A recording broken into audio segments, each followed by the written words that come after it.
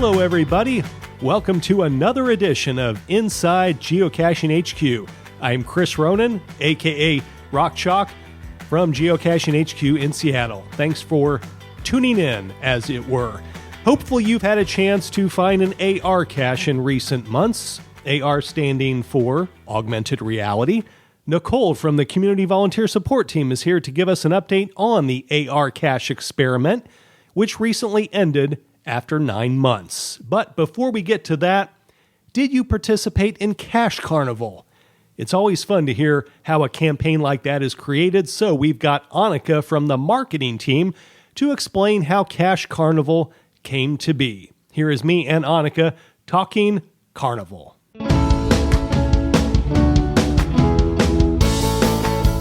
Well, Annika, you've been on our podcast before, but it turns out, like 2 years. I know. And it was unforgettable when you were on the podcast. But for people that may have forgotten, or maybe they weren't listening yet, could we talk about what your role is here at HQ and what kind of things you do day to day? Yes, and it might actually has changed. I think 2 years ago, I think I just have moved to the marketing team. So I'm on the marketing team as a senior marketing manager, and I working for the international side of things, specifically Germany and France, to get more targeted communication to those markets. And then also I was helping to get Cache Carnival out to the people this spring. And that's what we wanted to talk about here. So let's talk about Cache Carnival. How does that idea first start, and how does your team start thinking through what something like Cache Carnival can look like eventually? Because obviously you don't know right at the start, this is going to be Cache Carnival and here's how it's going to work.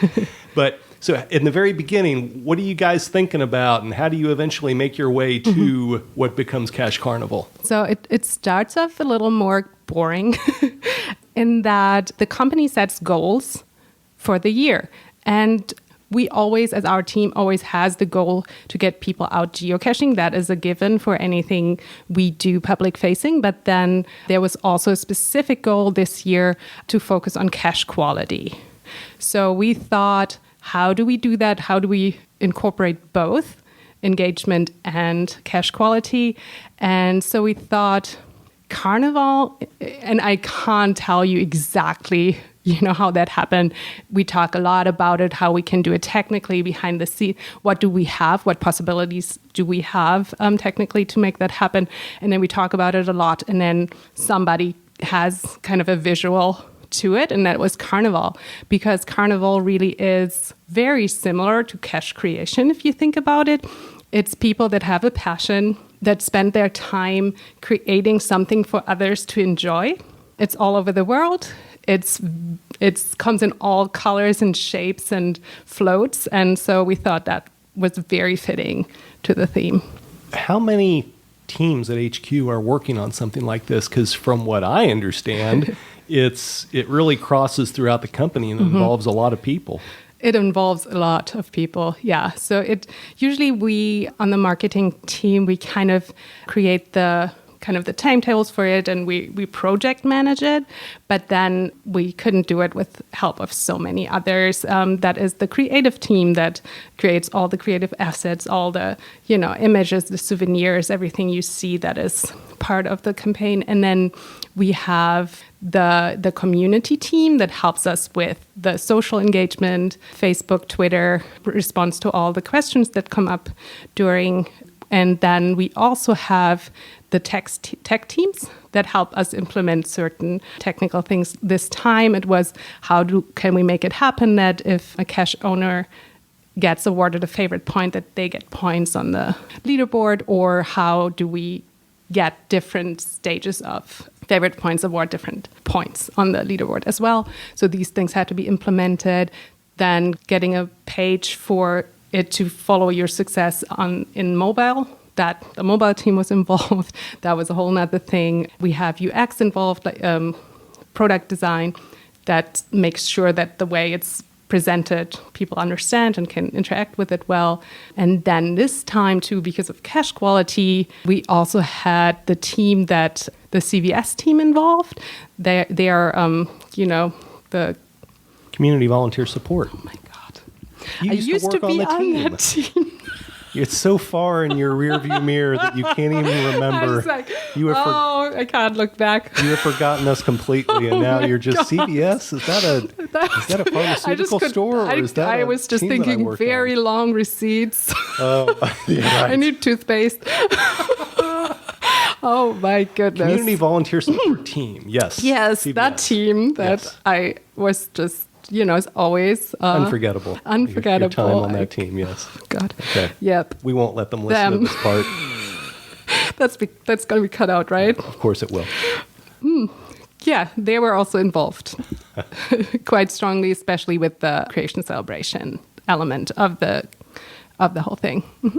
So, how do you guys come up with a point structure for these engagement campaigns? It's certainly one of the most talked about things in the community, and I know you're very thoughtful about it. So, and you talked a little bit about some of you're trying to get cache quality, you're trying to get people out, but at the same time, I know you also want to try to create something that appeals to a very wide range of geocachers. Yeah, and that's always the difficulty in it, because we do want as many people as possible to have that moment of delight and feeling like they accomplished something. But we also don't want to make it that easy that people that are caching more frequently generally, that they feel there's no challenge in it.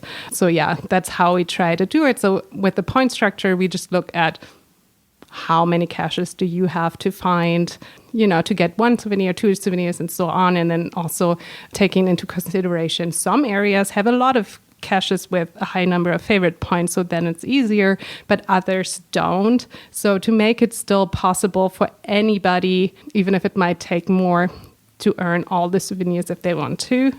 Yeah, we want to make sure of that. But in the end, it's, we have to make a decision, and it can't be perfect for everybody because, it's just too many people involved.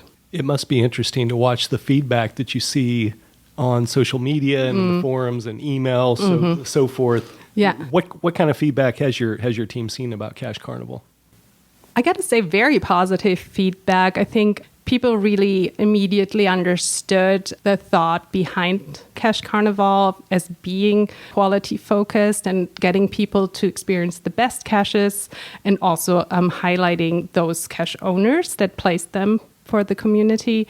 Yeah, and I think there was a lot of delight around that, and I think people really liked the intent of this campaign.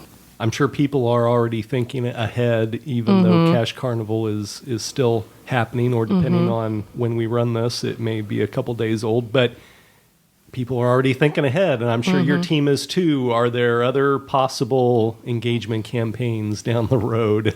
No, never again. Any big scoops that we can give people, or do we just have to say that? I know your team's always thinking about this kind of stuff and trying to figure out where you can plug something in to get people out. Well, yes, we are definitely working hard on the next big thing coming in the summer, but we've seen over the last few times how much fun the community had with those teaser campaigns. So I'm definitely not gonna spill the beans today. Thought I could get you. All right. But yeah, if everything goes to plan, I think we're gonna come up with something new and something quite exciting. Okay, well, hopefully we will hear about that later in the year, and we won't have to wait another 2 years to have you back on again. I won't go anywhere. Sorry.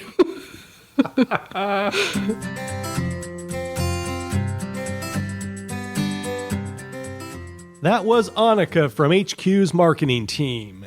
Now shifting gears to another recent project, the AR experiment. AR as in augmented reality.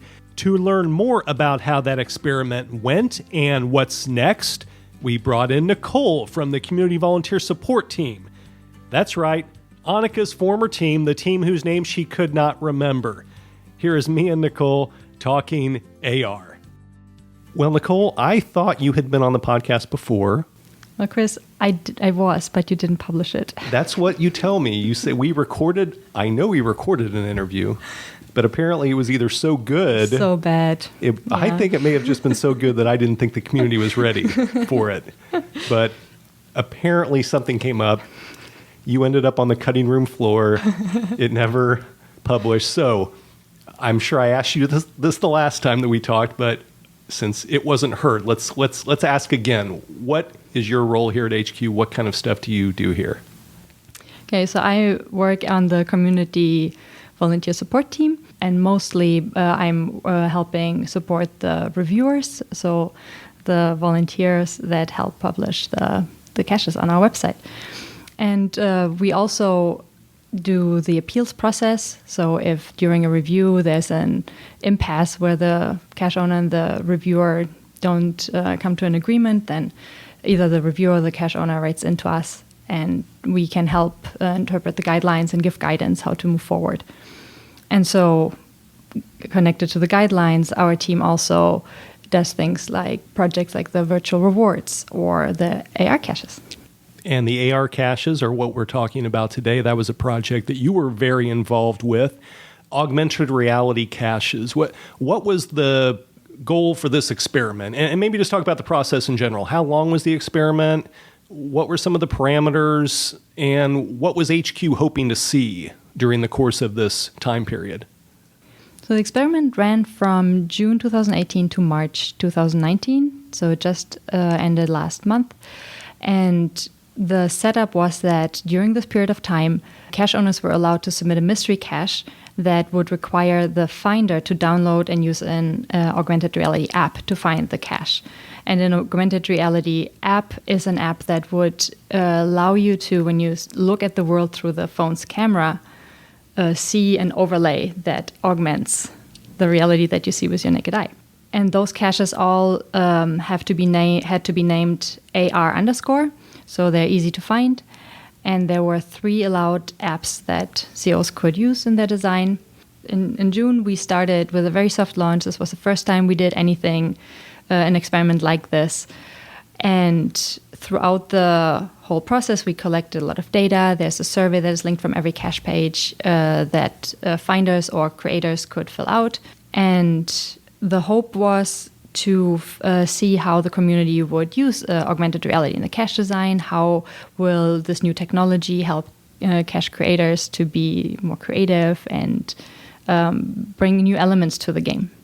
And just to be clear, these caches are mostly still out there, and they are grandfathered, and people could today still go out and find an AR cache possibly in their community. That is correct. At the beginning of the experiment, we weren't sure how it would go with the third-party apps that we were allowing. But at the end of the experiment, we didn't have any concerns at that point. So they're all grandfathered. They're all out there. You can go find them. Just go on geocaching.com and search for caches that start with AR_ and see if there's anything near you. Okay, so let's talk about how the period went. How did the experiment go? What were some of the takeaways that HQ had from this time? There were over 600 caches published in 35 countries, so it's pretty widespread. And almost 10,000 founded logs were posted on AR caches. And one thing you had mentioned to me beforehand was the length of the logs on these AR caches was quite a bit longer than maybe you were expecting it to be. Yeah, that was something that was very surprising. Among all the stats that we were monitoring was the average length of AR cache logs. And about halfway through, the average log length was 191 words. That's the average. So a lot of the AR caches, or a lot of the finders of AR caches, had these epic journeys where they went with their friends on like a road trip and went to the next state to get the closest AR cache because they were so excited. And it's I have a watch on a couple of the AR caches, and it's always really fun, like still really fun to see all the logs rolling in and the stories that people, the adventures that people had or still having. So you talked about there was a survey that people could fill out when they found and logged an AR cache. What kind of feedback were people giving? Was it more about just the process of using the extra app, or was it about the journey, or was it a mix of all of that stuff? It was a mix of all of that. So those who did participate in the feedback left overwhelmingly positive feedback. I mean, of course, there's always also critical feedback, but the the survey showed that between 70 and 80% of the geocachers who participated really, really enjoyed the AR cache experience. And they liked the creativity that the COs were able to demonstrate with the AR apps, the new element that AR caches brought to the game, and the just unique experiences that they had. And some of the other feedback we got was about the new technology. It still has its challenges, and it like little bugs or also big bugs. And sometimes the AR apps didn't work quite as expected, or they would crash, which of course is very frustrating. But surprisingly, a lot of the positive feedback was still from players who had issues with the apps, and they still had a good overall experience.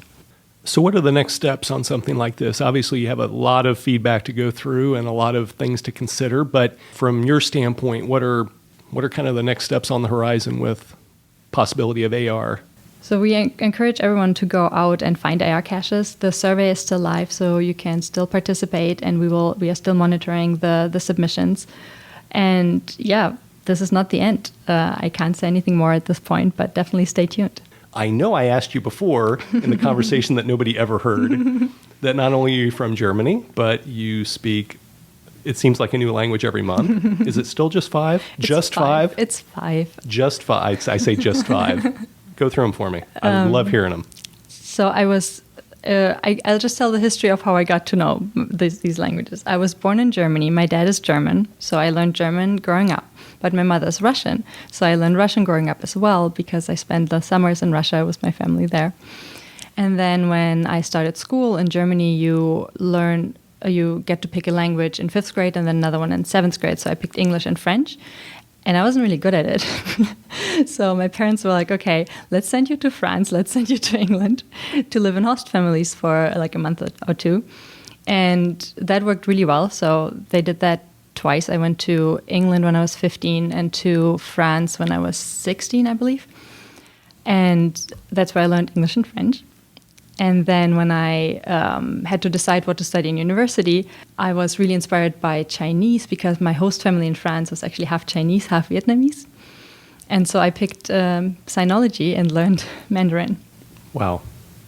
So 5. That's so impressive. And so whenever you talked about being on the appeals team, if we have a ticket that's in Mandarin, obviously you're going to get it, most likely. Please, Russian, if you speak Mandarin, write to us in Chinese. I would love that. I don't think you've gotten to use it, have you? There were a couple of spam calls in Chinese that we got. Spam calls, I love it. Oh, well, I think we're going to keep this episode, and we are going to let people listen to it this time. And if, I don't know, we'll just keep letting you hang, and maybe eventually you'll stop saying yes to these interviews with me. But thank you very much. I think people will love hearing about AR, and I think I join most people in looking forward to seeing what's next with it. As do I. Thank you, Chris. So there you have it, Nicole from the Community Volunteer Support Team. We also heard from Annika of HQ's marketing team. Thanks to both of them. If there's something you'd like us to cover on the podcast, please send us an email. The address is podcast@geocaching.com. That's podcast@geocaching.com. In the meantime, from me and all of my fellow lackeys at Geocaching HQ, happy caching.